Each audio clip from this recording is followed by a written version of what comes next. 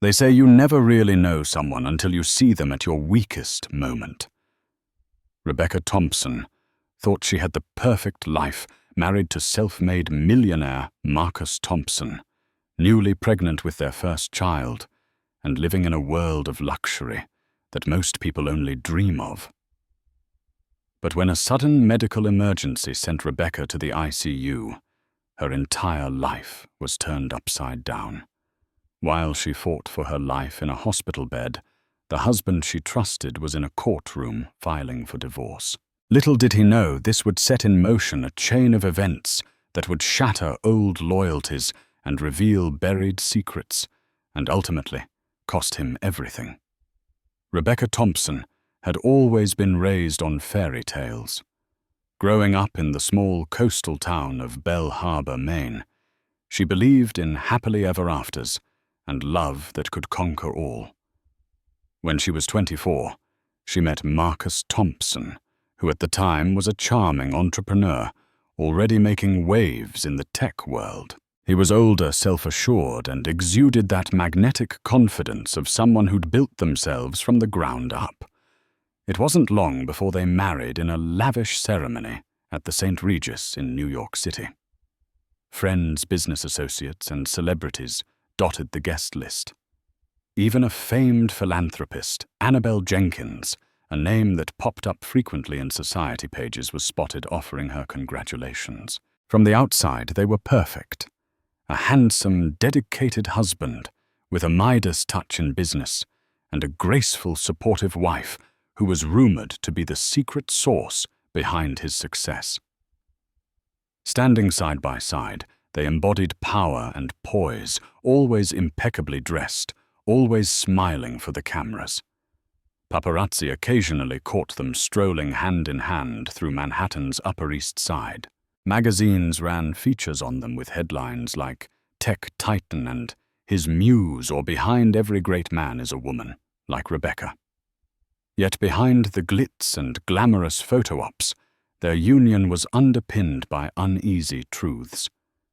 Rebecca often felt like an accessory in Marcus's life, paraded around to charm investors at cocktail parties, but rarely consulted about serious decisions. If she did voice her opinions, Marcus would respond with a patient but dismissive smile. Over time, her insecurities festered. She told herself repeatedly that she just needed to get used to the pressure of being the wife of a driven, unstoppable entrepreneur. The moment she found out she was pregnant, she felt it was a chance to deepen their bond. She imagined him being ecstatic, cradling her belly with tender excitement. She pictured raising a child in a beautiful home, continuing the Thompson legacy, with love at its core. But Marcus's reaction was unexpectedly lukewarm. He didn't protest. He didn't throw confetti either. "Oh," was all he said at first. Then he smiled stiffly and kissed her on the forehead. It was as if the news was nothing more than another item on his to-do list. Something about that moment lodged itself in Rebecca's heart like a splinter, though she tried to ignore it. As the weeks progressed, Marcus busied himself with expansions, acquisitions, and a new business venture involving cybersecurity software that eventually netted him a multi-million-dollar contract with the US government. He attended prenatal appointments with her, but his mind was miles away. Meanwhile, Rebecca's mother, Linda Walsh, was her rock, always a phone call away when morning sickness overwhelmed her, or when emotional doubts plagued her. Rebecca's world turned upside down one cold afternoon, just after her second trimester started. She'd gone to a routine checkup with her obstetrician, Dr. Katrina Goldberg, who noticed that Rebecca's blood pressure was dangerously high. Concerned about preeclampsia, Dr. Goldberg insisted on immediate hospitalization for further tests. That was the beginning of a nightmare. Within hours, her condition deteriorated. Rebecca collapsed in the hospital corridor, racked by a searing headache. She remembered hearing frantic voices, the rush of footsteps, and the beeping of monitors, before everything faded to black. Rebecca's collapse jolted Marcus. Although it's easy to paint him as a villain, the truth was more complex. He was at a critical juncture in his business dealings, about to sign a deal with an influential investor named Stefan Horowitz, whose equity infusion could catapult Marcus's cybersecurity firm, TompTech Solutions, to the pinnacle of the tech world. He rushed to the hospital when he received the call from Dr. Goldberg's office. As he strode down the fluorescent-lit hallway, his heart pounded in a discordant rhythm. On one hand, there was love he cared for the woman who had nurtured him through his darkest times, who stood by him through the humiliating bankruptcy of his early startup. On the other, a sense of panic he had never experienced before took hold, fear that everything he worked so hard for might come crashing down if his wife's health complicated his professional life.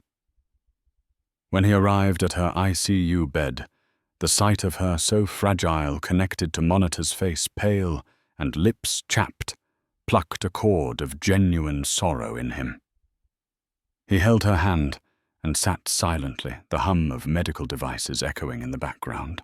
For a moment he forgot about his looming business deals and the phone calls from attorneys waiting for his signature on various contracts.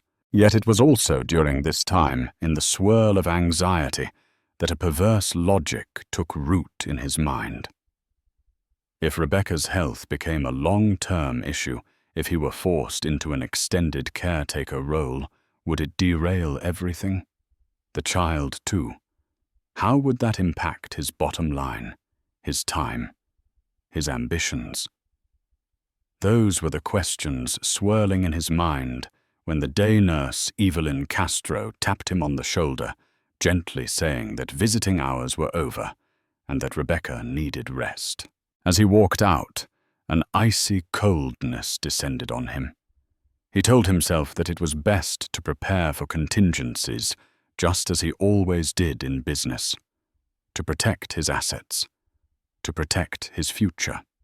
The idea of filing for divorce while his wife was in the ICU had first been planted by his longtime friend and attorney Richard Yates, a shrewd legal mastermind who specialized in asset protection. Over dinner in a posh restaurant, Richard slid a manila folder across the table toward Marcus. "I hate to be the devil's advocate," Richard began, "but life happens. If you want to protect TompTech Solutions from any entanglement arising from potential lawsuits, medical bills, or extended incapacity of your wife." Marcus stared at the folder. A swirl of emotions brewed within him. Guilt, fear, but also an odd sense of relief. "I can't do that." "She's pregnant," he finally said, voice low. Richard pressed on. "Look, you can drag this out, Marcus, but better do it now than when you're deeply entrenched. If your wife's condition gets worse, or if there are complications, you might find yourself cornered. You'd be legally bound to shoulder medical bills plus child support plus spousal support if she can't work. That's tens of millions, maybe more. Think about it."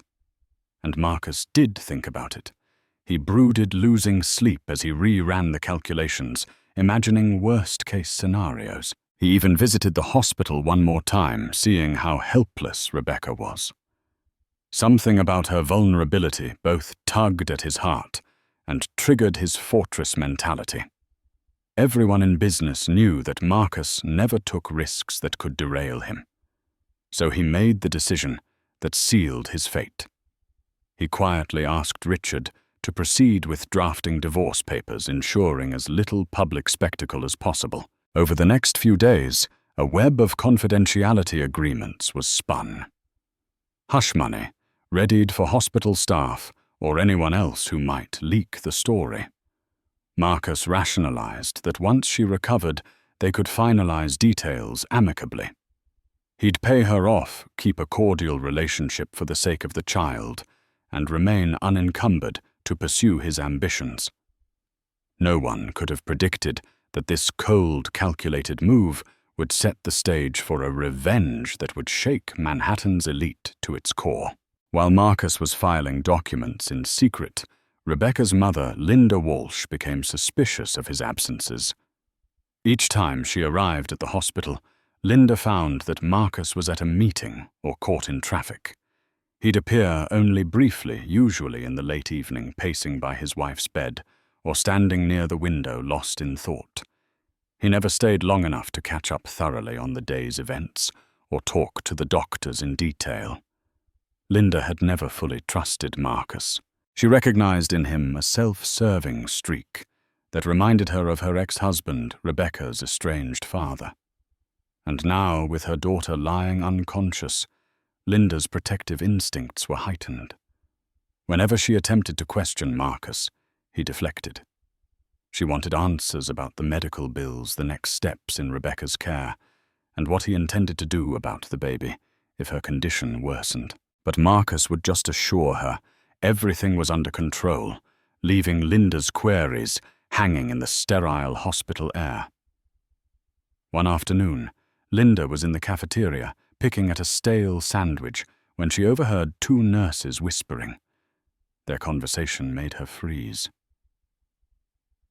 "Yes, I heard Mr. Thompson's attorney came by earlier," whispered Nurse Evelyn Castro, the same nurse who had politely asked Marcus to leave the ICU. They said something about delivering papers. Poor Mrs. Thompson. If she finds out...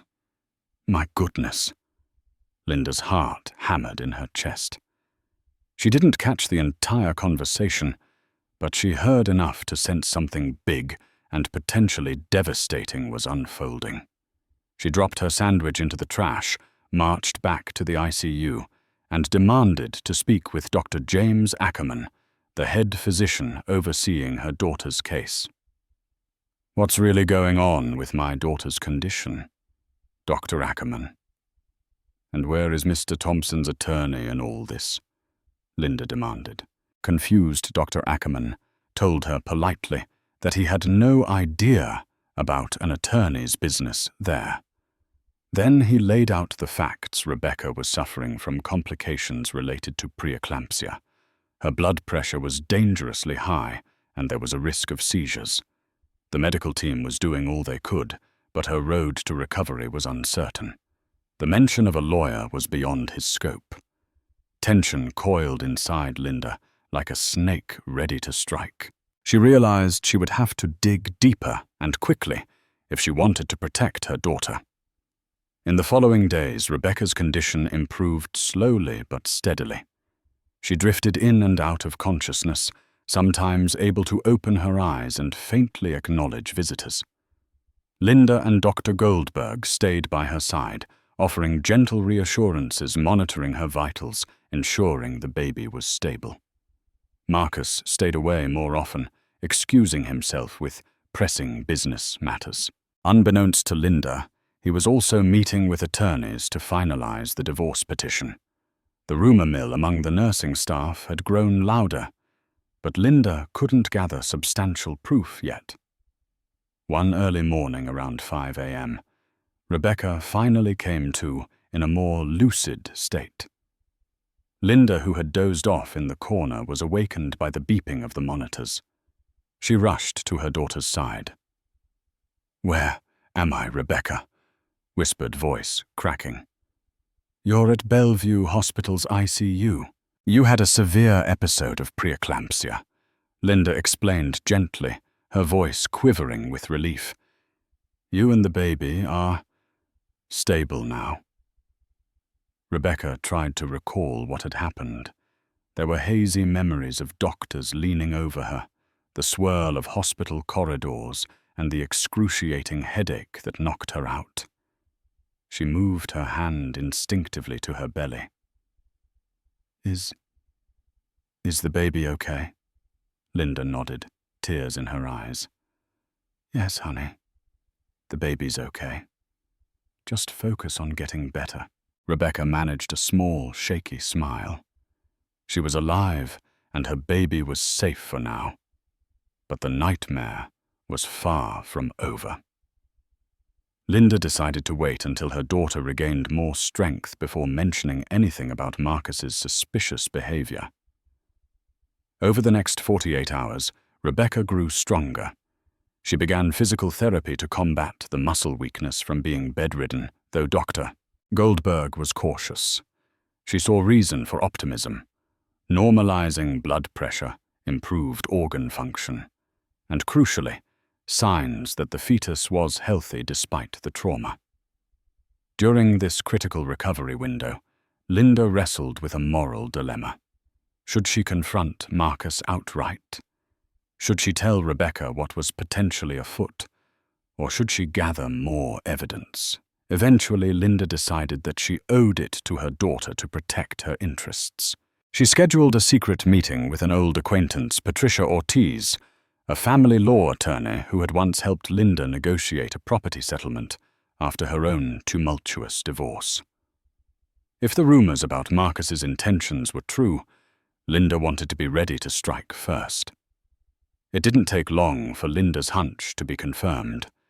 Patricia Ortiz did some digging and confirmed that Marcus had indeed filed preliminary divorce papers citing irreconcilable differences.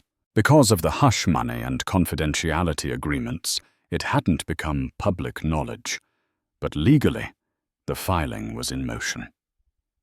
Armed with this information, Linda was livid. She marched into the hospital that evening, her eyes burning with determination. She found Marcus standing in the hallway, talking quietly on his phone. He looked momentarily startled to see her. "How dare you, Linda," said her voice, trembling with fury. "How could you do this to her and to your own unborn child?" Marcus stiffened. He ended his phone call and stuffed his phone into his pocket. "You have no idea what you're talking about, Linda," he snapped, but his twitching jaw gave him away. Guilt was etched across his face. "I know everything," Linda spat, "about the divorce you filed while she was on a ventilator. She just woke up Marcus and she's asking for you. And here you are, trying to sever your ties without even telling her Marcus couldn't meet her eyes." He began to protest, but Linda cut him off. "What's next? You gonna leave her and the baby high and dry? Or do you plan to pay us off with some hush money while you run off to save your precious company?" Marcus drew a ragged breath. "I have to think about my future, Linda. My business, my entire empire depends on me being capable and unburdened by—" He hesitated, realizing how cold the word sounded. "Unburdened? She's your wife, and that child is your flesh and blood." Linda's voice cracked with disbelief. "I swear you will regret this." Before Marcus could respond, Linda turned on her heel and stormed toward Rebecca's ICU room, slamming the door behind her. Marcus remained in the corridor, shoulders sagging under the weight of a decision that now felt heavier than any business deal he'd ever negotiated. Inside the ICU, Linda paced around, contemplating how to break the news to Rebecca. But as she saw her daughter propped up on pillows, eyes full of pain and confusion, Linda's anger softened. She wanted to shield her child from the heartbreak. Yet she knew that if Rebecca didn't find out now, it could be too late to protect her legally. Gently, Linda explained what she knew. Rebecca listened in stunned silence, her hands clutching the bedsheets. Tears pooled in her eyes as Linda continued detailing how Patricia Ortiz had discovered the divorce papers, the hush money, and everything that suggested Marcus was methodically extricating himself from the marriage. Why was all Rebecca could whisper. She felt a surge of emotional whiplash one moment, fighting for her life and the life of her baby the next. Learning that her husband, her supposed rock, was trying to cut her out. Linda took her daughter's hand, tears brimming in her own eyes. "I'm so sorry, honey. I never liked him, but I never thought he'd do something so cruel." Rebecca's mind spun. Memories flooded her consciousness. The distant look in Marcus's eyes when she first told him she was pregnant, the way he insisted she sign prenuptial documents right before their wedding, just in case, the intangible sense that he had only tolerated her presence as a part of his public image. Hurt morphed into resolve as a seed of anger took root in her chest. She might have been physically weak, but her spirit rallied. If Marcus wanted a fight, if he wanted to dispose of her like a used piece of furniture, she would not go down quietly. With Linda's help, she contacted Patricia Ortiz. And so began Rebecca's journey of legal retribution, a quest to protect herself, her unborn child, and everything she believed she deserved. While Rebecca was recovering in the hospital, Marcus was busy finalizing a mega deal with Stefan Horowitz. The contract, valued at over $300 million, would grant TompTech Solutions an exclusive license to deploy its cybersecurity software across multiple international government agencies. It was the kind of deal that would cement Marcus's name as one of the top tech magnates in the country, if all went smoothly. At the celebratory dinner in a private lounge at the Mandarin Oriental, Marcus raised a glass of champagne with Stefan and a handful of other investors. Dressed in a crisp, tailored suit, he cut the figure of a triumphant conqueror. Yet beneath the facade, his nerves were frayed. He kept glancing at his phone, half expecting some catastrophic message from the hospital, or worse, from Linda or his legal team. The weight of his decision to file for divorce gnawed at his conscience, but he drowned those doubts in the effervescent champagne and the echo of congratulatory toasts. Midway through the dinner, Marcus received a text from Richard Yates. "We need to talk urgent."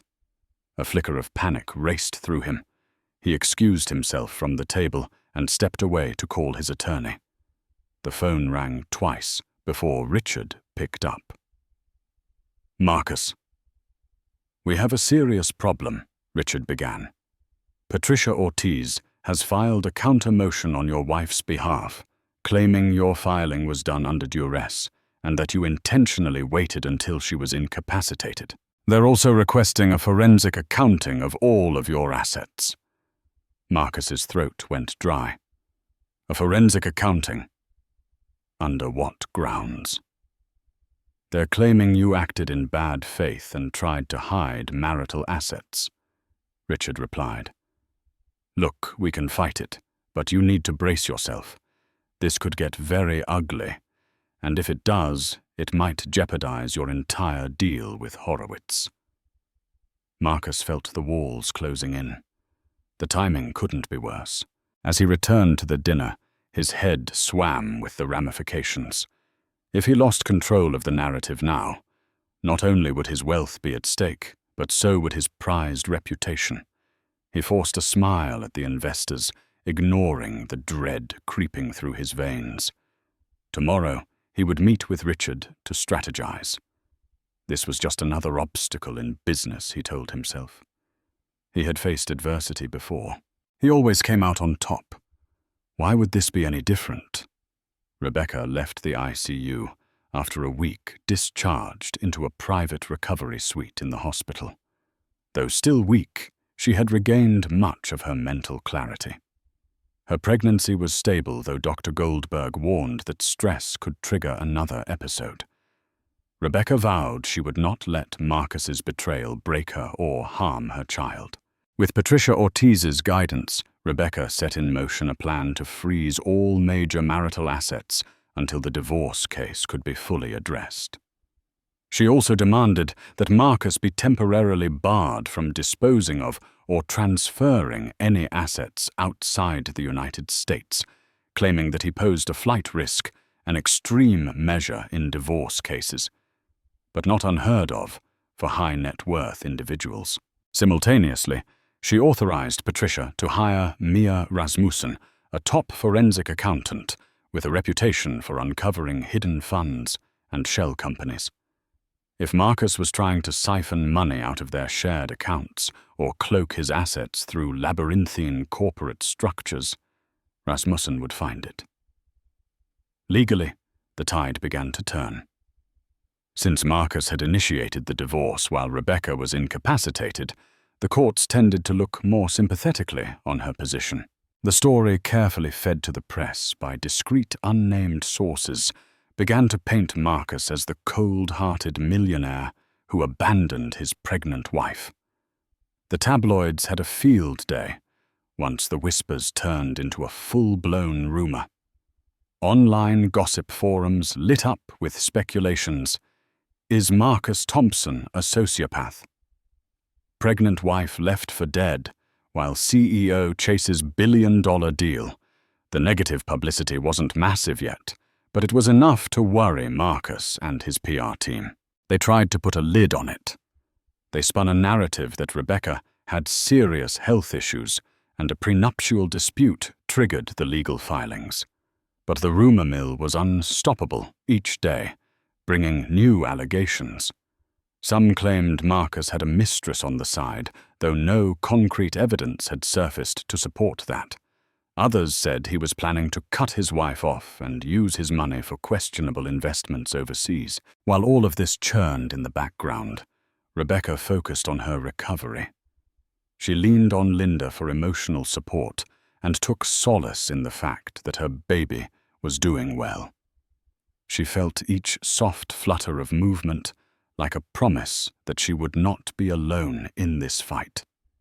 With the legal entanglements intensifying, Marcus found himself cornered. Stefan Horowitz grew skittish about finalizing the $300 million deal, worrying that a massive public divorce scandal could impede future government contracts. The cybersecurity sector was notoriously sensitive to negative press. The slightest controversy might cause suspicion among government agencies concerned about awarding big contracts.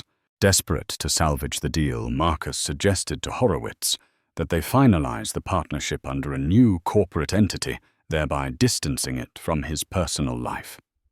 Horowitz reluctantly agreed, but demanded more favorable terms, effectively strong-arming Marcus. In parallel, Richard Yates struggled to keep up with Patricia Ortiz's relentless attacks. Every day brought a new motion or discovery request. Then came the blow they never saw coming. Mia Rasmussen discovered offshore accounts in the Cayman Islands, tied to Marcus's name, accounts he'd never disclosed. For years, Marcus had funneled a portion of his earnings there, presumably to avoid certain taxes or to keep some of his fortune off the radar. That revelation gave Rebecca the moral high ground in court and the public eye. Patricia Ortiz leaked just enough of the information to the press to make it clear that Marcus had hidden assets. Now, not only was Marcus the husband who filed for divorce while his wife clung to life in the ICU, but he was also a potential financial manipulator. Under this mounting pressure, even some of Marcus's staunch allies began to distance themselves. The board of TompTech Solutions, eager to protect the company's reputation, quietly asked him to consider temporarily stepping down as CEO until the scandal blew over. Marcus refused, but the damage was done. His once unassailable confidence was shaken. In the midst of this maelstrom, Marcus's father, Charles Thompson, arrived in New York. A retired Air Force colonel living in Florida, Charles had always disapproved of his son's mercenary approach to life and love, but he also harbored a measure of paternal pride in Marcus's achievements. Concerned about the press coverage and alarmed by Linda's frantic phone calls, Charles took the first flight out of Tampa. Sitting in Marcus's penthouse apartment, which felt emptier than ever, Charles confronted his son. "Tell me you didn't do what the papers are saying," Charles asked, eyes tinged with disappointment. Marcus sighed, running a hand through his hair. "I didn't have a choice, Dad. My business, my entire life's work was on the line." Charles scowled. "Listen to yourself. You're talking about your pregnant wife, your unborn child. Since when did those become disposable? Marcus had no immediate reply. He stared at the sprawling city skyline, hands trembling. Deep down, some part of him regretted his actions, but he felt trapped by the path he'd chosen. His father's disapproval only twisted the knife deeper. Eventually, Charles shook his head. You made your bed, son. Now you've got to lie in it. Unable to stand the weight of his father's judgment, Marcus left to meet with Richard Yates for another strategy session. A part of him wished he could turn back the clock, take a different approach, or at least handle the situation with more compassion. But it was too late now. The divorce was in motion, the public image was tarnished, and the only thing left was to fight to preserve whatever scraps of dignity he had left. Meanwhile, Rebecca was discharged from the hospital and moved temporarily into her mother's condo in Upper West Side Manhattan. Though the place was smaller than the opulent penthouse, it was filled with warmth and maternal care. Linda fussed over every detail, making sure her daughter had nutritious meals, comfortable bedding, and a peaceful environment. Sitting on the floral couch, Rebecca sipped herbal tea and scrolled through the headlines on her phone. Marcus Thompson's hidden offshore accounts exposed. High-stakes divorce, tech, CEO, abandons pregnant wife in ICU. Rebecca Thompson's battle for justice. Will she win it all? It was surreal reading about her personal life plastered across tabloid websites. If she hadn't lived through it, she might not have believed it herself. She reached for her phone and dialed Patricia Ortiz. Patricia. I need to do something. I can't just sit here while Marcus tries to spin this story, Rebecca said. Patricia was calm, professional. We're already making headway, but I have a suggestion. Sit down for an exclusive interview with a reputable media outlet. Let people see the real you. Hear the truth from your own mouth. It will not only garner public sympathy, but could help your case in court. Rebecca hesitated. She despised the idea of turning her heartbreak into public spectacle. But she also realized it might be the most powerful tool she had. The next day, she agreed to an interview with Susan Reynolds, a respected journalist with the New York Chronicle. Susan was known for her balanced reporting and empathetic tone. They met in Linda's condo, where the interview took place under the watchful eye of Patricia Ortiz. Seated across from Susan, cameras rolling, Rebecca told her story. She described the joyous news of her pregnancy, the shock of her sudden illness, and the heartbreak of discovering her husband's betrayal while she was unconscious.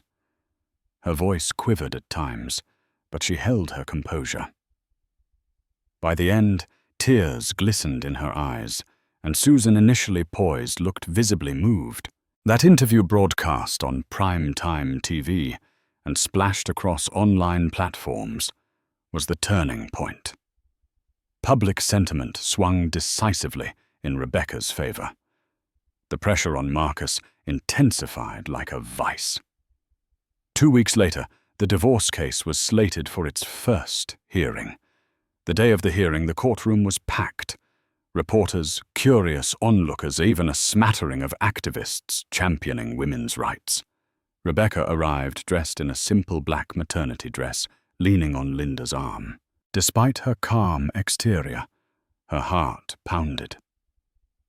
This was the moment she would stare down the man she had once loved, the father of her child, and face the cold truth of his actions. Marcus was already there, flanked by Richard Yates and a small army of high-powered attorneys. He looked polished, but the dark circles under his eyes betrayed his lack of sleep. He barely met Rebecca's gaze as she walked in. For a moment, The entire room seemed to hold its breath. The judge, Honorable Marilyn Cervantes, entered the courtroom and took her seat. She wasted no time diving into the specifics Marcus's initial filing. Rebecca's countermotion, the newly discovered offshore accounts, and the pending forensic audit results. Patricia Ortiz presented a compelling narrative painting Marcus as a callous husband who strategically filed for divorce during his wife's dire medical crisis. Richard Yates tried to argue that Marcus's actions were misunderstood, that the timing was merely coincidental, and that he never intended to harm his wife or unborn child. Yet the hush that fell over the courtroom told a different story. No one seemed to buy Richard's spin. The judge appeared unconvinced, her brows furrowing deeper as she flipped through documents. Then came the moment everyone was waiting for. Mr. Thompson, Judge Cervantes began. I have reason to believe, based on the evidence presented, that you attempted to deprive your wife of her rightful share of marital assets. Additionally, there seems to be an effort on your part to conceal funds offshore. Given that Mrs. Thompson's medical condition was severe, I'm especially troubled by the ethical implications of your filing. She turned to Patricia Ortiz. Ms. Ortiz, your client has requested a freeze on Mr. Mahou Thompson's assets and a thorough forensic examination of his holdings. I am inclined to grant these requests. A murmur rippled through the courtroom. Marcus's attorneys stiffened, and Marcus himself visibly tensed. Patricia continued stating Rebecca's demands, a sizable interim spousal support coverage of her medical expenses, a trust fund for the unborn child, and additional damages for emotional distress. The numbers were astronomical, potentially more than half of Marcus's net worth if everything came through. The judge concluded by setting a date for a final hearing and imploring both sides to consider mediation. But as far as the public was concerned, the big headline was Judge grants asset freeze for Marcus Thompson. Furious and panicked, Marcus retreated to his penthouse, where he convened an emergency meeting with Richard Yates and a handful of crisis management consultants. The once luxurious suite felt more like a war room under siege. Legal papers were strewn across the coffee table. Whiteboards displayed possible strategies, from smear campaigns against Rebecca to forced settlements. Richard Yates rubbed his temples. She has you on the ropes, Marcus. At this point, even if we try to settle, she can hold out for more. Marcus wanted to punch something. He paced back and forth, cursing under his breath. What if I talk to her directly? Maybe we can come to an understanding. Richard narrowed his eyes. Do you think she'll listen to anything you say at this point? After what happened, Marcus shook his head, sinking into the couch. I don't know, but I have to try. It was a desperate gamble. Marcus still had an ego, but that pride was crumbling under the prospect of losing everything. The next day, he sent a message to Rebecca through Linda, asking for a private meeting. At first, Rebecca refused, but Patricia Ortiz suggested hearing him out. A private discussion might reveal more about his hidden plans, or even lead to a beneficial settlement. They agreed to meet at a neutral location, a conference room in Patricia Ortiz's law firm, after hours, with only Rebecca Marcus and 2 attorneys present. When the day arrived, Rebecca felt a mixture of dread and curiosity. She wondered what final card Marcus intended to play. Patricia was there for support, but she remained in an adjacent room to give them a semblance of privacy. Marcus entered, shoulders slumped. For the first time since their relationship had turned sour, Rebecca saw what looked like genuine remorse in his eyes. They sat across from each other at a long oak table, the fluorescent lights reflecting off its polished surface. "How are you feeling?" he asked quietly, voice betraying a hint of tremor. Rebecca raised her chin. "As well as can be expected. The baby is healthy, at least." He nodded, fiddling with a pen on the table. After a few moments of silence, he spoke again. I'm sorry. I know you won't believe this, but I never wanted to hurt you. I was just trying to protect what I built. Rebecca's face flushed with anger. You mean protect your money? Marcus winced. My money? Yes, but also my future. My freedom. I've always been terrified of losing everything, you know that. I thought I was being practical. Practical, Rebecca said in disbelief. You call leaving your pregnant wife while she's in the ICU practical? He clasped his hands together, head bowed. I made a mistake. A huge mistake. Rebecca stared at him. Her memories of their early love collided with the harsh present. For a moment, she almost believed he regretted it. But the damage was done. You want me to take pity on you now? She asked, her voice trembling. After all the lawyers, the hidden accounts, the heartbreak you put me through. Marcus sighed, tears welling in his eyes. I'm asking for understanding, not pity, and I'm prepared to offer a substantial settlement. You'll be well taken care of, and so will our child. Rebecca arched an eyebrow, her tone turning ice cold. And what if I decide to take you for everything you've got? He swallowed hard. I'm trying to prevent total destruction for both of us. If this goes to trial, the media frenzy will be insane. We'll be picking apart each other's lives for months, maybe years. Think about the stress on your health, on the baby. She shook her head, tears glistening in her own eyes. I didn't create this situation, Marcus. You did. And I will not let you bully me with the notion of a media frenzy. We're already in a media frenzy thanks to your arrogance. Marcus's facade cracked. He hung his head, seemingly beaten. I can't force you, but if there's any chance we could settle out of court, it might be easier on both of us. Rebecca stared at him, a kaleidoscope of emotions swirling within her. The sense of betrayal still burned hot, but a part of her wanted closure, wanted to move on without letting this saga define her or her child's future. I'll think about it, she said coolly.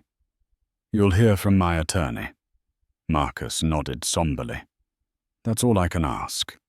He left, and for a moment the room felt like a vacuum. Patricia re-entered, placing a reassuring hand on Rebecca's shoulder. Rebecca exhaled a shaky breath, uncertain whether the encounter had brought her any peace. In the ensuing weeks, negotiations went back and forth. Marcus's team offered a hefty sum, tens of millions in cash, plus property, plus child support. They wanted a non-disclosure agreement that would bar Rebecca from discussing the details publicly. Patricia Ortiz advised caution. The NDA might be standard in high-profile divorces, but remember, you'll be silenced. If you're comfortable with that, it might be a path to move on with financial security. If you're not, we can go for the jugular in court. Rebecca thought about the pros and cons. Part of her wanted the entire world to hear her story and see what a coward poor Marcus was. But another part was tired of doctors, attorneys, paparazzi. She just wanted to protect her child and build a new life.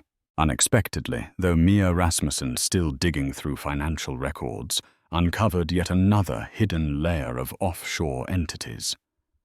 This time, the amounts involved dwarfed the initial findings. Hundreds of millions stashed under shell corporations came to light. In a twist of fate, the new revelations also implicated Marcus in possible tax evasion and fraudulent transfers. Patricia and Rebecca realized they now held a nuclear weapon in their arsenal. If they went public with this information, it wouldn't just cost Marcus his fortune. It could land him behind bars. Marcus's entire empire teetered on the brink of collapse. When Richard Yates learned of the new revelations, he scrambled to set an emergency mediation session. The settlement offer skyrocketed. By now, Marcus was a cornered animal. He couldn't risk the public, the IRS, or the SEC discovering the extent of his deceit. More importantly, if Horowitz found out, the $300 million deal would be dead, and TompTech Solutions would be blacklisted in the tech industry. Patricia and Rebecca walked into the mediation with calm confidence. Marcus was visibly distraught, sweat beading on his brow. After hours of tense discussions, he signed an agreement that essentially granted Rebecca everything she asked for. 1. A lump sum payout that placed her among the wealthiest women in Manhattan. 2. Full ownership of multiple properties, including the penthouse. 3. A trust fund for the child that guaranteed financial security for life. 4. Coverage of all medical expenses, past, present, and future. 5. No gag order about the details. Rebecca was free to speak her truth if she chose, and so with a trembling hand, Marcus gave away what he'd spent a lifetime amassing. He stared at the signature line, realizing that in trying to keep everything for himself, he ended up losing it all. The estate in Rye became more than just a house. It became a sanctuary, nestled among whispering trees and perched with a view of the tranquil Long Island Sound. It was the kind of place Rebecca used to see in magazines, never imagining she would one day call it home. The quiet, the sea breeze and the rhythm of waves helped her breathe again, helped her heal. Linda, ever the tireless protector, moved in to help Rebecca settle. They repainted the nursery in soft hues of lavender and cream. Linda filled the kitchen with homemade soups and herbal teas, and on quiet mornings they would sip together on the veranda while discussing baby names, nursery rhymes, and memories from Rebecca's childhood. The bitterness of betrayal was still present, but it no longer dominated every conversation. Instead, there was laughter, tentative at first, then stronger each day. Rebecca received hundreds of letters from women across the country. Some were mothers who had faced betrayal during pregnancy.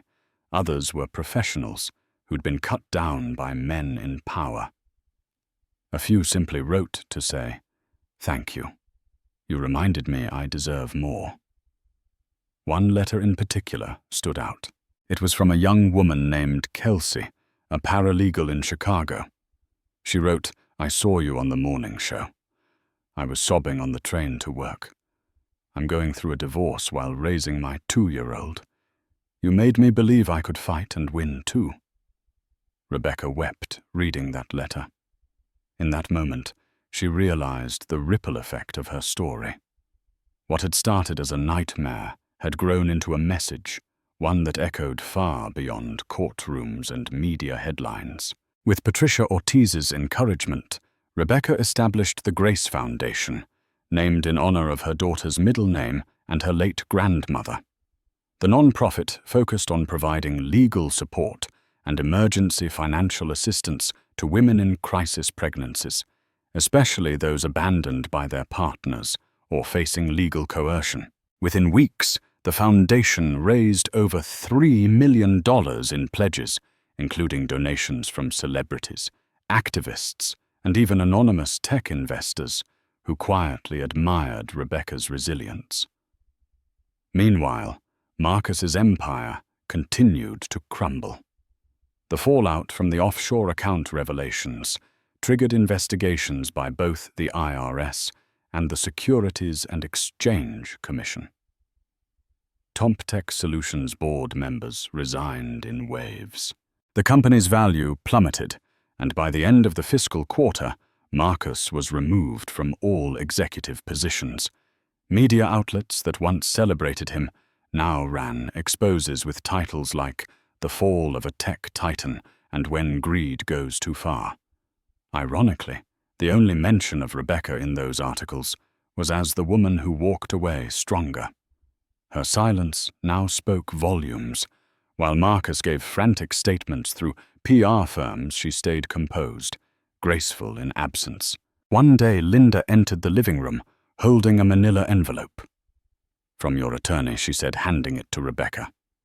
Inside was the final statement of the settlement, full confirmation of asset transfers, title deeds, investment portfolios, and legal custody declarations. It was done. The ink was dry. Rebecca was now one of the wealthiest women in the region and the sole guardian of her child's future. She stared at the documents for a long time, then folded them back into the envelope. "It's not the money that makes me feel powerful," she said aloud, mostly to herself. "It's that I fought. And I didn't break." Linda placed a hand on her shoulder. "You didn't just fight, honey. You won." Later that evening, Rebecca stood barefoot in the nursery, brushing her fingers across the edge of a tiny crib. She looked at the ultrasound photo pinned to the wall, the one she had clung to during her darkest days in the ICU. "I don't know who you'll become," she whispered, "but I promise you this. You'll never question your worth. Not for a second." And with that, she turned off the lights, the silhouette of a mother, stepping forward into the future. 8 months after the whirlwind of betrayal, legal battles and emotional upheaval, Rebecca stood in the softly lit delivery room, cradling the single greatest gift of her life, a healthy baby girl named Alexandra Grace Thompson. Tears streamed down Rebecca's cheeks as the nurse gently laid the newborn onto her chest. The baby's skin was warm. Her tiny fingers curled instinctively around Rebecca's thumb, as if anchoring both of them to the present moment. A chorus of joyful sobs filled the room. Linda, standing nearby, was speechless with awe, hands clasped tightly over her heart. She had been Rebecca's rock, her unshakable source of support through every twist and turn. And now she witnessed the birth not only of her granddaughter, but of a new chapter in her daughter's life. The moment was peaceful, sacred, entirely theirs. The delivery had gone smoothly, thanks to the exceptional medical team Rebecca had assembled. No expense had been spared, not after everything she'd endured. This time she had control. The hospital wing was private, the staff hand-picked, and everything had been arranged to ensure her comfort and dignity. In a quiet corner of the room, a soft mobile spun above a bassinet, its gentle melody marking the beginning of a new life. Marcus was nowhere to be found. He had attempted contact a handful of times in the final weeks leading up to the birth. Short, awkward emails, voicemails laced with guilt, asking how she was, if the baby was okay, if he could be there. Rebecca didn't respond at first. She let the silence speak for her. When she finally did reply, it was through Patricia Ortiz, her attorney. Her message was short, precise, and unflinching. "The baby is healthy. You will be notified if visitation rights are to be considered per the terms of the custody agreement. Until then, please do not reach out directly." She owed him nothing more. Legally, the custody arrangement heavily favored Rebecca, thanks to the court's recognition of Marcus's prior conduct and the comprehensive settlement agreement. He retained some visitation rights on paper, but access was strictly conditional, based on Rebecca's consent, supervised visits, and the child's well-being. Now, with Alexandra safe in her arms, Rebecca felt an overwhelming mix of love and resolve. She had survived what many wouldn't: a life-threatening medical crisis, a husband's calculated betrayal, a public courtroom saga that exposed every inch of her private life. But she came through stronger, wiser, and more sure of who she was than ever before.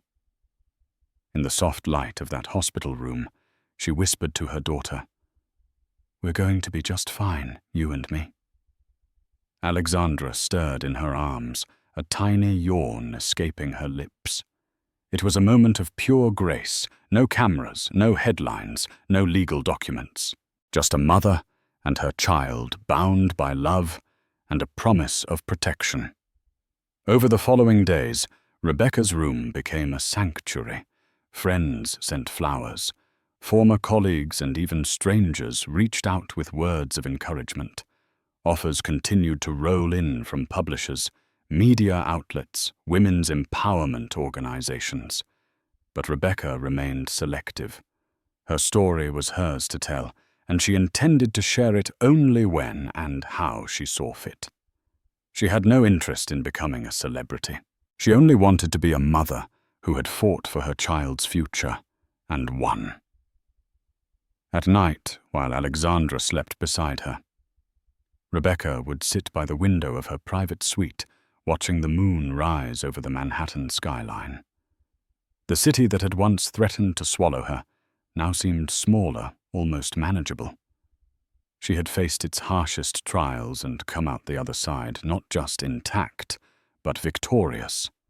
She no longer believed in fairy tales, but she did believe in new beginnings, and in the quiet rhythm of her newborn daughter's breath, she found the future she had dreamed of. Not the one built by a man's fortune, but the one forged by a woman's will.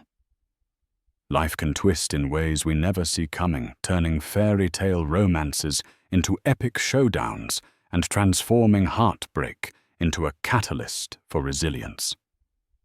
Rebecca's journey reminds us that even when betrayal strikes at our most vulnerable moment, we can rise from the ashes, stronger, bolder, and wiser. In the end, she defended her dignity, protected her child, and found the courage to forge a new path, proving that no amount of wealth or power can silence a person's truth. If this story moved you, stirred your emotions, or made you reflect on the power of standing up for yourself, don't forget to like, share, and subscribe to our channel.